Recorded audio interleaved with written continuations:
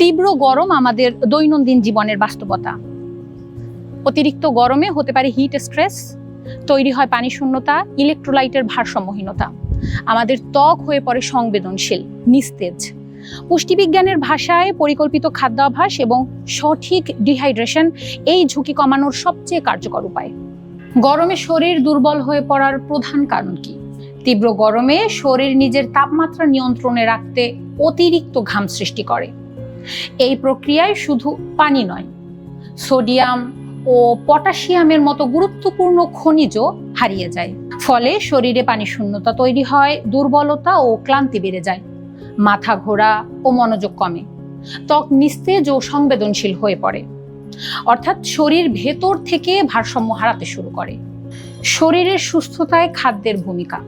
খাদ্য শুধু ক্ষুধা মেটানোর উপায় নয়, এটি আমাদের শরীরের জ্বালানি, রোগ প্রতিরোধ ব্যবস্থা এবং কর্মক্ষমতার মূল ভিত্তি। বিশেষ করে গরমের সময়ে সঠিক খাবার শরীরকে ঠান্ডা রাখে, পানি শূন্যতা প্রতিরোধ করে এবং শক্তি ধরে রাখতে সাহায্য করে। তাই এই সময় খাদ্যের গুরুত্ব আরো বেড়ে যায়। সুস্থ থাকতে করণীয়।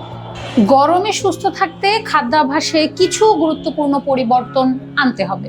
এক্ষেত্রে আপনারা হালকা ও সুষম খাবার বেছে নিতে পারেন, যেমন শাকসবজি, ফল ও কম তেলের খাবার শরীরকে চাপমুক্ত রাখে।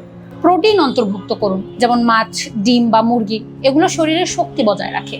সময় মতো খাবার গ্রহণ করুন, কারণ দীর্ঘ সময় না খেলে দুর্বলতা বাড়ে।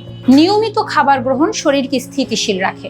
সঠিক সময়ে খাদ্য গ্রহণের সময়ও শরীরকে স্থিতিশীল রাখতে গুরুত্বপূর্ণ ভূমিকা রাখে। সকালে হালকা ও পুষ্টিকর খাবার দিনের শুরুতে শক্তি যোগায়।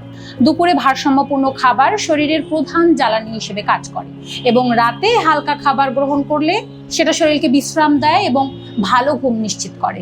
এখন আমরা জানবো সঠিক হাইড্রেশন পদ্ধতি।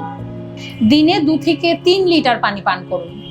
সেটা হতে পারে ডাবের পানি, লেবুর শরবত অথবা ঘোল। প্রতি 1 থেকে 1.5 ঘন্টা পর পর অল্প অল্প করে পানি পান করুন। এতে শরীরের ইলেকট্রোলাইট ভারসাম্য বজায় থাকে। গরমে যেসব খাবার সবচেয়ে উপকারী সেগুলো হচ্ছে তরমুজ, শসা, পেঁপে। এগুলো শরীর ঠান্ডা রাখতে সাহায্য করে। লাউ, ঝিঙে সহজপাচ্য ও পুষ্টিকর। টক দই আমাদের হজম ও ত্বকের জন্য উপকারী।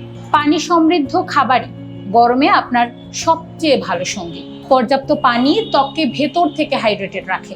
ফল ও সবজি ত্বকের উজ্জ্বলতা বাড়ায়। তেল ঝাল কমালে ব্রণ কমে।